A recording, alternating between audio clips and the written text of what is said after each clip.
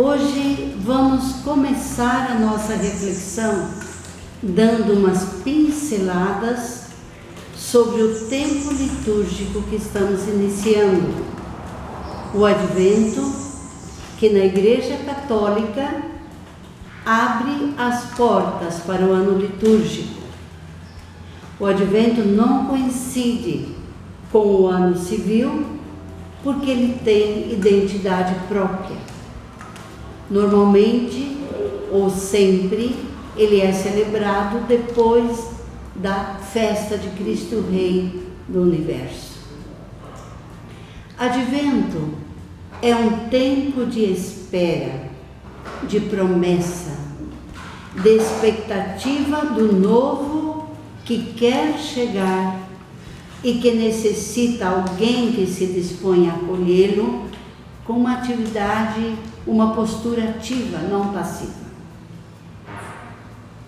Por isso, a primeira leitura de hoje, tirada de Jeremias 33, 14 e 16, começa nos dizendo que chegarão tempos em que Javé cumprirá as promessas que fez à casa de Israel e de Judá.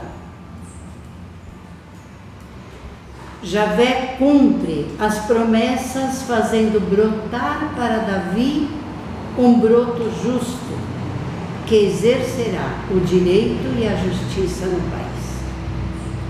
O texto continua dizendo que nesses dias Judá será salva e Jerusalém, a capital, viverá tranquila e será chamada Javé, nossa justiça.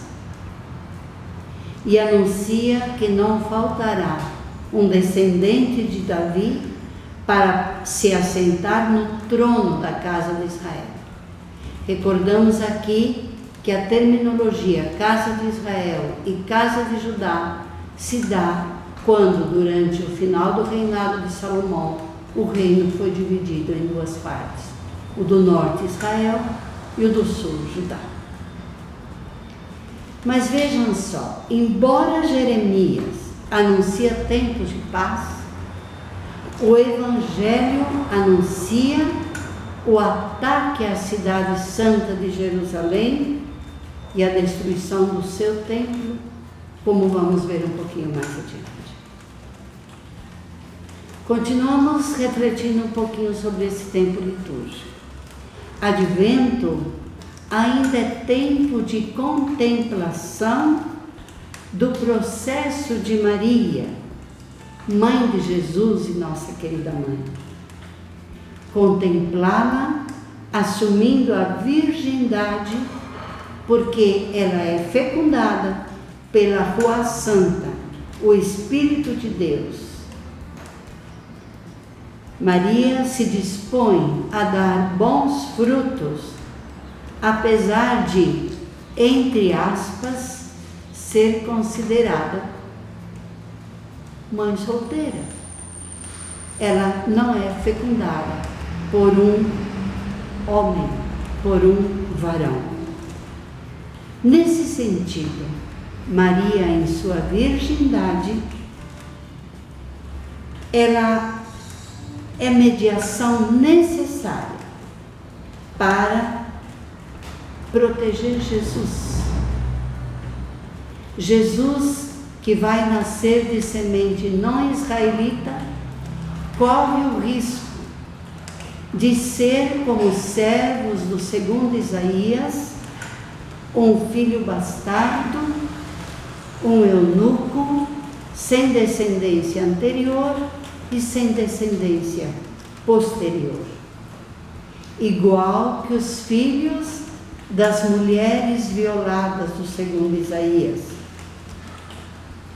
A mensageira das boas notícias, citada por Isaías 56, 5:6, é, em nosso caso, a mulher Maria, que aceita correr esse risco, aceita gerar em sua virgindade. Mas a sua virgindade aponta para a integridade de Jesus como dizíamos há pouco, os servos do segundo Isaías. Jesus é a luz das nações, como foram os servos do segundo Isaías. Muita gente pergunta quem eram esses servos. O servo eram os filhos nascidos de mulheres violadas no exílio. Então Maria, a Virgem fiel, está aí para resguardá-lo, como está aí, como está aqui para resguardar cada um de nós. Advento tem ainda o sentido de vinda de alguém, de chegada, de recriação, de refundação. A cor que os paramentos litúrgicos usam no Advento é o roxo, que tem o sentido de necessidade de conversão, de purificar o corpo e o espírito e deixar ir o que nos atrapalha. É um chamado a abandonar os territórios das nossas certezas e vencer o medo, a desconfiança, a resistência ao desconhecido. Todos temos medo do desconhecido.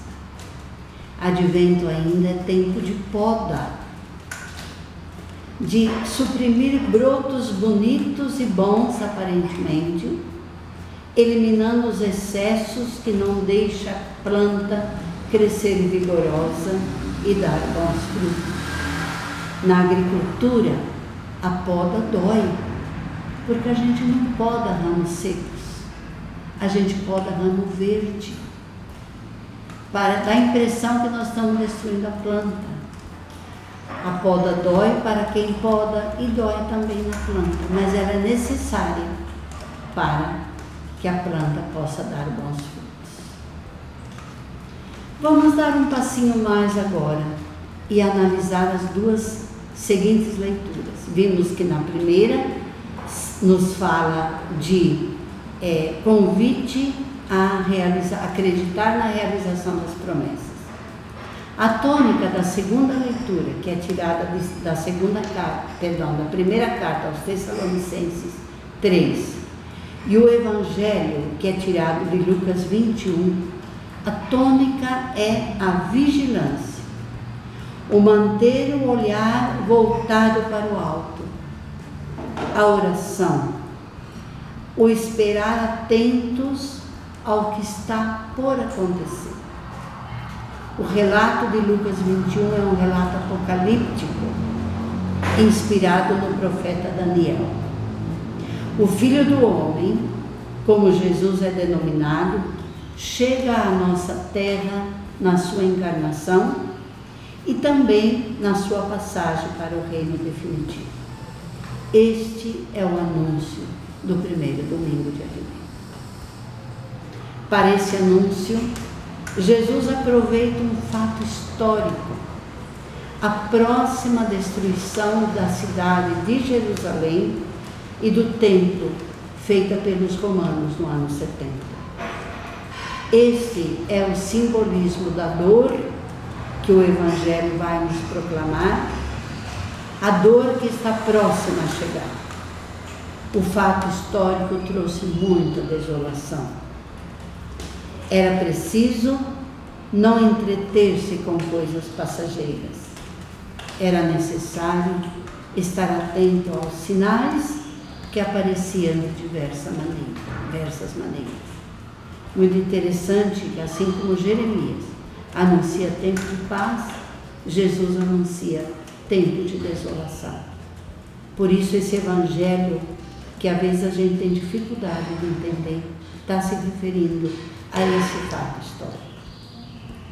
Então hoje, meditando nesta passagem, também nós somos convidados e convidadas a colocar a nossa atenção voltada para os acontecimentos do nosso mundo.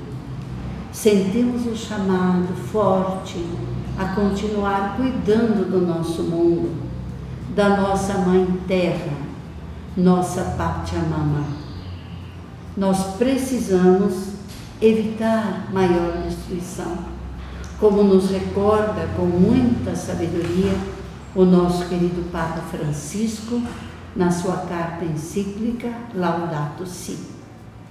Diariamente a gente está vendo a destruição da nossa natureza. Nem nós nas pequenas coisas, nem os nossos governos dos grandes países nas coisas maiores, estamos preocupados com cuidar da nossa terra. E esse Evangelho pode nos lembrar que a destruição está aí. Não a podemos ignorar.